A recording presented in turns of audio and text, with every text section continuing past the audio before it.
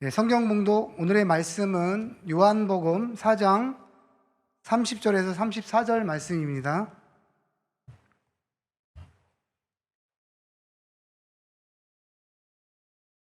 그들이 동네에서 나와 예수께로 오더라.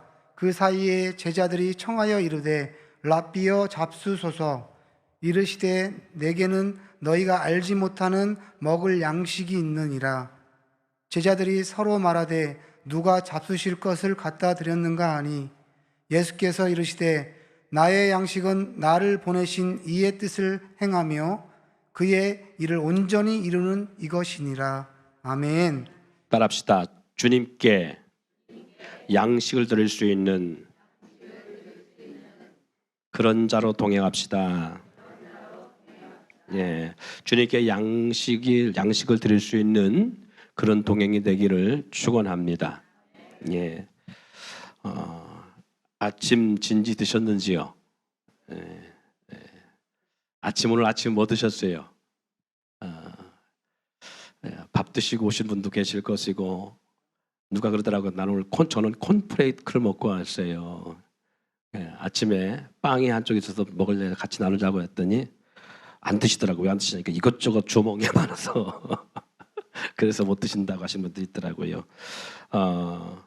제일 좋아하는 각자, 자기가 제일 좋아하는 음식이 뭐예요? 어떤 사람은 육류가 없으면 또 상대를 안 하는 분도 있을 것이고, 어떤 분은 또 생선을 좋아하시는 분도 있을 것이고, 빵을 좋아하시는 분도 있을 것이고, 다양할 줄 압니다. 제가 오늘 이 말씀을 왜 여러분과 서론을 시작하면서 이런 이야기를 하느냐 하면, 오늘 본문 가운데 주님의 양식에 대한 말씀이 나옵니다. 오늘 본 말씀을 제가 다시 한번 더듬어 볼게요. 제자들이 동네에 가서 예수님과 함께 할 양식을 구하러 간 사이에 주님에게는 귀중한 한 사람을 만납니다. 누구지요? 수가성 여인이지요. 물동이를 머리에 이고 물을 길러오는 사람을 만납니다. 그와의 대화를 마치고 그 여인이 동네로 들어간 이후에 제자들이 오지요. 그리고 제자들이 청하여 이르되 랍비여, 우리가 양식을 구해 왔습니다. 잡수소서. 그러니까 예수님께서 이렇게 말씀하시죠. 내게는 너희가 알지 못하는 먹을 양식이 있느니라 라고 말씀합니다. 그 양식을 준비해서 왔는데 주님은 마치 그들 몰래 뭔가 먹을 걸 꿈을 쳐놨다가 드신 것처럼 그렇게 말씀하고 있는 거예요. 그러니까 제자들이 그러지요. 누가 잡수실 것을 갖다 드렸는가? 누가 갖다 줬어? 그렇게 한참 논란이 됐겠지요. 그랬더니 예수님께서 이르시되, 자, 마지막 절 34절 한번 읽어봅시다. 시작.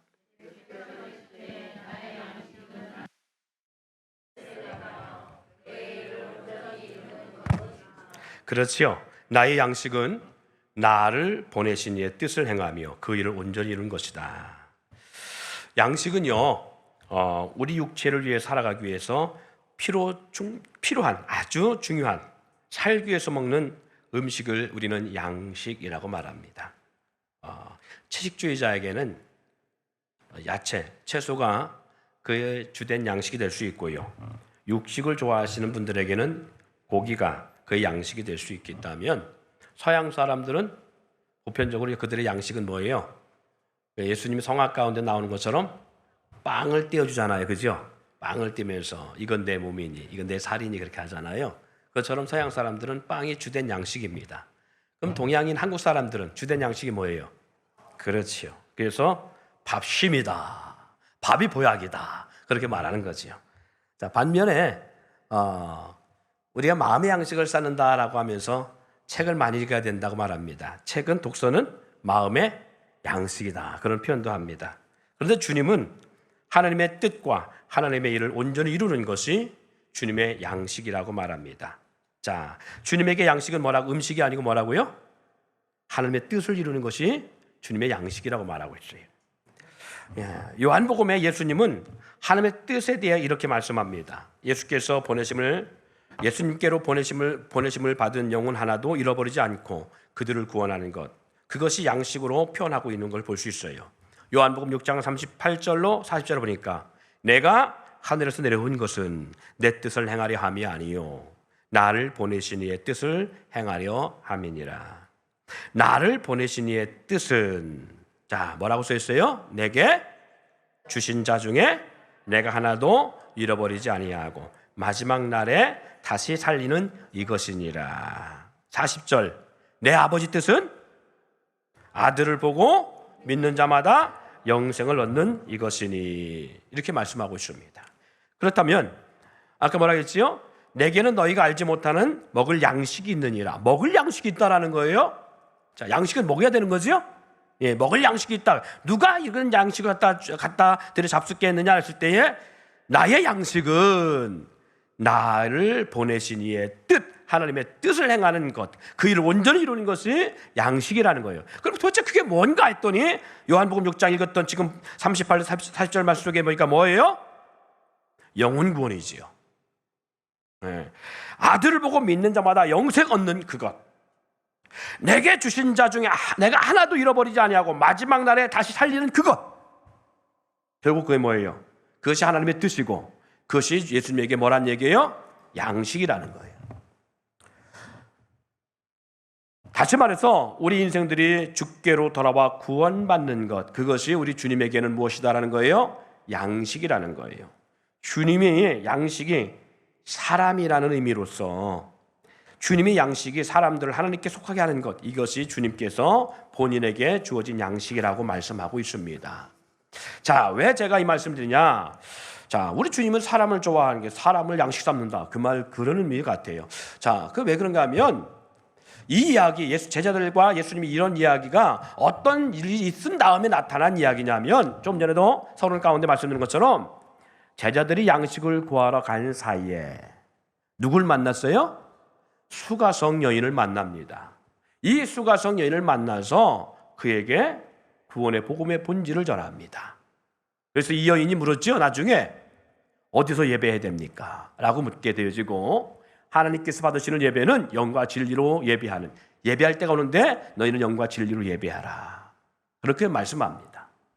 자, 그리고 이 여인을 구원하는 놀라운 역사가 일어난 사건 다음에 이 양식에 대한 이야기가 나와요. 자, 그렇다면 우리 주님께서 나는 이미 양식을 먹었다라고 말할 때 이 여인을 구원했다라는 의미를 갖고 있는 거예요.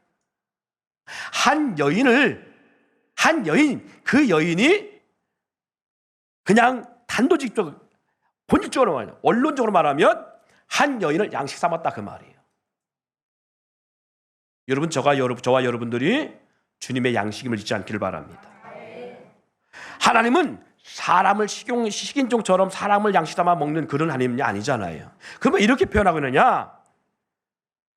그만큼 우리 주님께서는 한 사람 육에 속해 있으나 그 한 사람이 주께 구원받는 것, 이것이 주님의 양식이 되듯 주님이 영적 배를 부를 수 있게 하시는 그런 역사라는 거예요. 사람에게 있어서 의식주 문제는요, 아주 중요합니다. 그중 먹는 식의 문제는 무엇보다 더욱 원초적 본능이지요. 식욕, 이것은요 사람의 생존의 문제와 연결되고 있습니다. 지금 러시아와 우크라이나와, 그죠? 두 나라와 이 전쟁의 벌어짐을 통해서 곡물 곡창지대인 우크라이나 80%가 곡창지대입니다. 엄청난 밀이 생산되는 나라입니다. 이 전쟁으로 말미암아 밀농사도 못 짓고요, 한쪽에는 농사 짓고 있겠지만 어쨌든 그러므로 말미암아 수출이 막혀지게 되고 러시아도 밀의 천국인데 이런 상황이 되어졌어요. 그래서 두 나라가 전쟁이 일어나면서 세계가 지금 아사직전에 달려가고 있습니다. 아프리카는요 지금 굶어 죽는 사람들이 얼마나 많은지 모릅니다. 왜? 수입할 수 없고 이 양식을 수출할 수도 없고 수입할 수 없는 상황들이라. 그래서 기아에 허덕이고요, 굶주려 죽어가는 아프리카 사람들이 얼마나 많은지 몰라요. 야, 성경에도 그런 이 문제, 먹는 문제 때문에 얼마나 극에 달하면 아람 군대가 사마리아 성을 에워싸 한 사람 나가지 못하게 만들고 들어갈 수도 없는 상황을 만들었을 때에 이들은 아사 직전까지 가면서 어떤 행동을 취합니까? 자기의 자식을 잡아먹는 역사가 일어나요. 그만큼 먹고 사는 문제는 중요한 거예요. 생존의 문제니까. 그래서 살기 위해서 먹고 먹기 위해 삽니다. 할렐루야. 양식의 문제는요, 생존의 문제이기 때문에 사람이 살아가는 근본의 문제입니다. 돈을 벌고 땀을 흘리고 수고하는 것, 잘 살려고 하는 거지만 실제로는 어떻게 보면 잘 먹고 그리고 이 잘 먹는 문제가 잘 사는 문제와 연관성을 갖고 있다는 거예요. 잘 먹기 위해서 우리는 열심히 돈을 버는 거예요. 그래서 한국 사람들은 잘 사주는 사람이 인기가 있습니다. 이게 한국 사람만이 아니라 보편적인 모든 사람들의 예일 수 있을 거예요. 우리 한국의 정겨운 말이 있지요. 먹으면서 정난다. 그 말은 뭐예요? 먹고 마시는 그 자리, 그렇게 해주는 사람을 통해서 서로 뭐 하는 거예요? 마음의 정이 생기고 돈독해진다는 거지요. 그런 사람이 호감을 갖기에 정을 주고 신뢰를 쌓게 된다는 의미일 것입니다. 부모가 되어서요, 자녀를 사랑하게 되면 그 먹는 것만 봐도 자녀 위에, 그 먹는 것 앞에서 자녀 위에 양보하게 되어지고 가장 맛있는 부위도 자녀에게 양보하게 되죠. 여러분 엄마 아빠가 자녀 입장에서 우리 엄마는 어떤 음식을 좋아하는지 알아요? 은총아, 엄마가 어떤 걸 맛있어 좋아하시냐? 모르겠어요. 그럼 엄마는, 은총이가 뭐 좋아해요? 어떤 음식 좋아해요? 우리 자녀들한테 물어보면 이렇게 할 거예요. 우리 자녀들은, 저는 우리 자녀들이 뭐 좋아하는 줄 알아요? 첫부터 끝까지 고기 그래요. 고기를 좋아합니다. 네. 저희 아버님이 어머니랑 그렇게 싸우시면서 희한하게 생일 때만 되면, 저한테 그런 아버지의 피가 좀 있다는 걸 느껴요. 생일 때만 되어지면요, 그렇게 싸우고 막 서로 패 죽일 만큼 싸우시면서 불구하고 꼭 생일 때 되면 동태를 사들고 와. 네 엄마 좋아한다고 끓여주라고. 이 동태를 사들고 오셔요. 싸우지를 말든가. 왜 싸우면서 그런 거 사갖고 오시나 모르겠어. 그러시더라고요. 그런데요, 이게 당대당이면 서로 좋아하는 것을 먹으려 합니다. 근데 부모와 자녀 입장이 되면 달라져요. 부모와 자녀 입장이 되면 좋은 것을 자녀에게 주고 그 준 것에 대해서 선호하지 않고 자녀가 잘 먹는 것만 봐도 마음이 좋고 먹지 않아도 먹은 것처럼 든든함에 정신적, 육체가 포만감이 있다는 게 아닙니다. 예? 정신적 포만감이 갖게 돼 있어요. 저는 그 말이 이해가 안 됐어요. 근데 제가 부모가 돼서 자녀 앞에서 사랑스러운 자녀들이 먹는 것, 우리 청년들이 이렇게 먹는 걸 봐도 배가 불러요. 그 전혀 서운하지 않아요. 목사님 할 때는 막 이렇게 토요일 되면 우리 청년들이 일하다가 막 피자도 갖다 놓고 먹어요. 그러면 저는 하나 두 쪽 먹게 되죠. 그런데 아마 제가 같은 목사님들 속에서 먹으면 한두 쪽 먹고 끝나진 않아요. 적어도 네 쪽에서는 먹어야 돼. 왜? 내 분량이잖아. 근데 청년들하고 먹으면 한 쪽만 먹어도 서운하지 않아. 목사님 더 드세요 말하지 않아도 서운하지 않아. 내 걸 뺏어 먹어도 서운하지 않아. 왜? 먹는 것만 봐도 좋아해요. 왜? 그 안에는 사랑하는 마음이 있기 때문이라고 볼 수 있습니다. 그래서 먹는 것만 봐도 배부르다는 말을 예전에는 잘못 하는데 어른이 되어지고 부모가 되어지고 사랑하는 존귀한 자녀들이 있다 보니까 알게 되는 게 있어요. 아, 이런 거구나. 그냥 보는 것만도 좋아요. 흐뭇해요. 그런 부모도요, 직장이나 경로당에 가면서 먹는 것 때문에 싸웁니다. 직장에 가든지 아니면 경로당에 부모님 연세가 드셔서 가서 보면 올 때는 입에 막 거품 물고 와요. 내가 경로를 다시는 가는 바라 그 편내 때문에 내가 막 그래. 왜 그런가 하면 뭐 별거 아무것도 안 갖고 먹는 거 갖고 그것 때문에 싸운 거야. 주머니에 10원 고스톱 쳐갖고 10원 잃었다고 마음이 상해하기도 하고 시험 들고 그리고 역정 내고 서운해하고 상처받고 돌아옵니다. 무슨 차이가 만난 것도 양보하는 마음이 있는가 하면 적은 주전부리 하나 때문에 싸움의 대상이 될까요? 어떤 차이가 이런 일을 만들어낼까요? 마음에 어디에 더 가 있는가의 차이라고 생각합니다. 자기 자신이 중심이 될 때는요, 먹는 것이 우선이 되면 먹는 문제를 중요시 여기기에 먹기 위해 살아가고요. 옷에 대한 중심이 되면 잘 입기 위해서 시간과 물질을 투자하고요. 물건이 그 삶의 중심이 된 사람에게는 그 물건에 대한 관심이 높으며 물건을 구입하거나 채우기 위해서 혈안이 되어 있습니다. 예를 들어서 피규어를 좋아하시는 분들이 있어요. 이 피규어 좋아하시는 분들은 다른 데 돈 안 씁니다. 그 피규어를 구입해서 그것을 채우는 걸 채우기 위해서 살아요. 제가 아는 목사님은요, 평생도록 우표를 모아요. 우표를 얼마나 많이 모으는지 정말 어려울 때도, 개척해서 어려울 때도 한 달에 몇십만 원씩 우표를 사. 새로 나온 우표 다 구입해. 다. 그런 분이 있는가 하면 어떤 분들은 동전을 또 그렇게 모아요. 동전을 모아 왜 이렇게 모아냐? 다시 동전 박물관, 돈 박물관을 만들려고 한대요. 하여튼 동전이 나오면 세계 모든 동전 다 구입해요. 다. 그게 비싸든 싸든 어쨌든 간에 없는 거라면 반드시 집을 팔아서도 그걸 사야 되는 분들이 있어요. 이렇게 자기가 어디에 중심을 두었느냐, 마음을 뒀느냐에 따라서 그에 대한 소중함을 가지고 그것을 모으는 분들이 있고 취하는 분들이 있어요. 겨울을 나야 했던 과거의 농촌에서는요, 그런 시골에서는 장작을 쌓아놓고 나면 든든하다 그랬어요. 안악내들은요, 김장만 해놔도, 겨울에 먹을 김치인 김장만 해놔도 배부르다는 뜻에서 이제 든든하다, 그런 표현을 했어요. 온 정신과 마음이 거기에 집중됐기 때문에 주어진 말들이겠지요.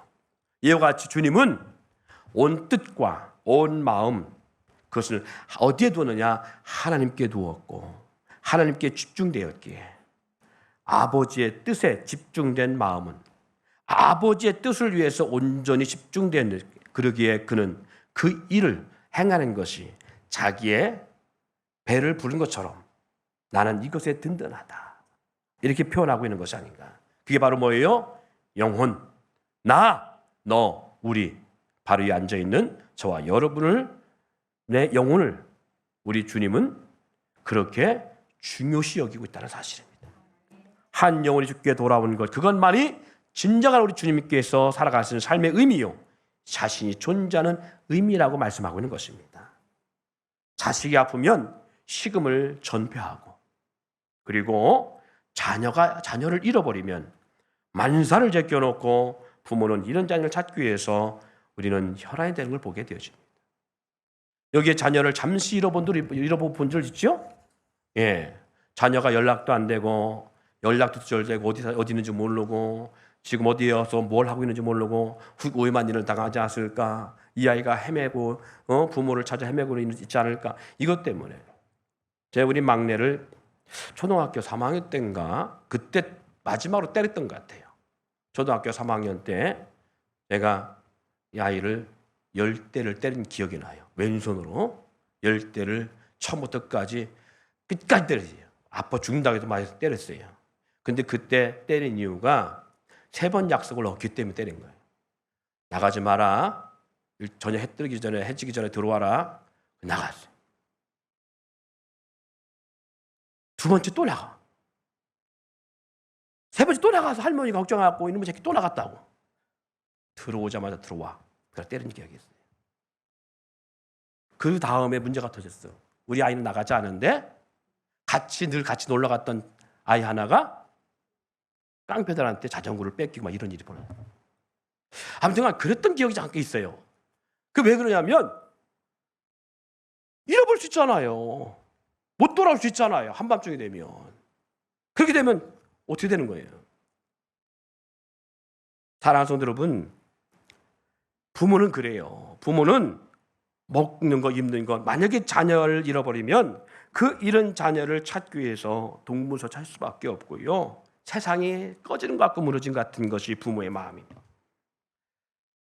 자도 자는 것이 아니요, 먹어도 먹는 것이 아닌 것이 부모의 마음일 거예요. 단지 그래도 부모가 자녀를 못 찾는데도 먹고 있다. 부모가 자녀를 못 찾는데 불구하고 자고 있다. 그것은 먹기 위해서가 아니라 찾기 위해서 먹는 것이고, 내가 건강함으로 찾아야 되니까 잠을 자는 것뿐이야. 먹게 되고 자는 것은 자신의 생존을 위함이 아니라 자식을 반드시 찾아야 하는 일념 아래 있기 위해서 하는 몸짓에 불과한 것뿐이에요. 이런 모습에서 주님은 제자들과 함께하여 그의 온 마음과 생각은 아버지의 마음을 알아 그 뜻을 이루기 위한 간절함이 어떤 것인지를 우리에게 잘 보여주고자 나는 너희가 알지 못하는 양식이 있어. 그것은 한 영혼이 죽게 돌아간 거예요. 먹음에 얼마나 중요한 것인가를 의미를 전달하면서 우리 가운데 그것만큼 먹고 살기 위해서 먹는 것처럼 나의 이 땅에 살아가는 삶은 한 영혼을 죽게 돌아오게 하는 것이라는 거예요. 우리는 주님을 사랑하나요? 주님이 우리를 부르신 이유를 알고 있나요? 그렇다면 아버지의 마음을 아십니까? 우리 안에서, 아니 내 안에서 식음을 전폐하시며 간절히 바라는 소원 무엇인지 우리는 기억해야 될 줄 믿습니다. 이제 우리는 그 양식처럼, 주님이 찾으시는 양식처럼 간절한 그것을 위해서 우리는 살아야 된다는 사실이에요. 믿음 생활하면서 왜 우리의 심령이 곤고하고 갈증을 느낀 줄 아십니까?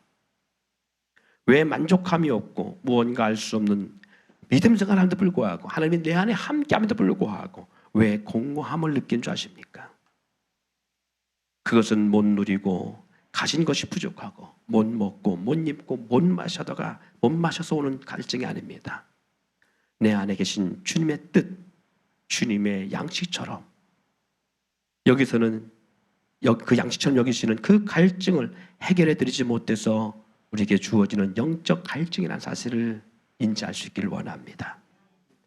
우리 주님이 갈급했던 그 갈증했던 것, 그 갈증으로 말미암아 한 영혼을 구원하고자 하는 그 주님의 마음이 우리 가운데 있고 그 주님이 우리 가운데 있다면 천지 만물을 창조하시고 하늘 땅의 모든 권능을 가지고 오늘 나를 위해서 당신의 친히 십자가 달려 죽으신 그 주님이 내 안에 함께하고 나를 사랑한다 함에도 불구하고 처음 믿음 생활할 때는 그냥 무조건 좋았어요. 이 세상 그 어떤 것도 주님을 대신할 수 없을 만큼 충만했고 기뻤다고요. 그런데 1년, 2년, 10년 지나면서 알 수 없는 갈증들이 우리 가운데 있고 공허함이 우리 가운데 있는 이유가 뭐냐? 그것은 우리 주님의 그 갈증이 내게 있기 때문에 그렇습니다. 주님 안에서 내가 살아난 내 영혼에 주님의 영과 연결되어 있기 때문에 그 주님의 갈증이 우리 가운데 있는 거예요. 주님의 그 공허함이 우리 가운데 있는 거예요. 한 영혼을 전도해 보세요. 그럼 비로소 알게 됩니다. 뭔가 알 수 없는 포만감 그리고 행복감, 그 감격. 신앙생활하면서 오랜 시간이 지난 사람일수록 그 공허함과 갈증은 더 심해집니다. 예수님의 은혜나 믿음이 식어짐이 아닌 주님의 양식을 채워드리지 못한 영적 고갈 때문에 오는 것들이에요. 영혼을 구원하지 못해서 오는 갈증과 목마름이라는 사실이에요. 오늘 그 양식을 우리 주님은 우리 안에서 찾고 있음을 잊지 않기를 바랍니다. 예배는 바로 거기에 있고 거기서부터 시작되는 것입니다.